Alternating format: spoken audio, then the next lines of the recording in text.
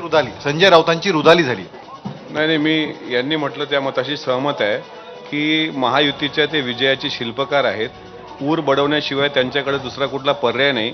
कालपासून त्यांनी जे हॉटेल बुक केले होते, जे विमान स्पेशल ठरवून ठेवले होते, तो सर्व त्यांचा खर्च वाया जाताना दिसतोय.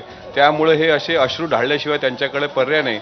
आमच्या महायुतीला इतकं भरभरून त्यांनी सहकार्य केल्याबद्दल आमच्या विजयाचे शिल्पकार संजय राऊत यांना मी मनापासून त्यांचे आभार मानतो.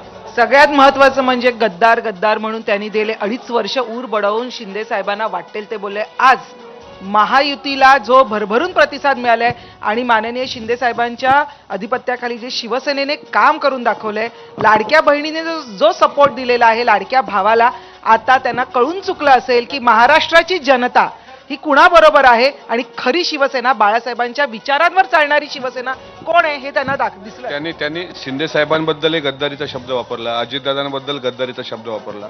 शब्द आम्हालाही वापरता येतात, पण आम्ही थोडा आवर घालतो कारण मीडिया समोर आम्हाला बोलणं योग्य वाटत नाही. पण एका शायराच्या 2 ओळी आहेत, त्या मी नक्कीच सांगावंसं वाटेल मला, की शर्म तो उनको आती है जो शर्म को शर्माते है.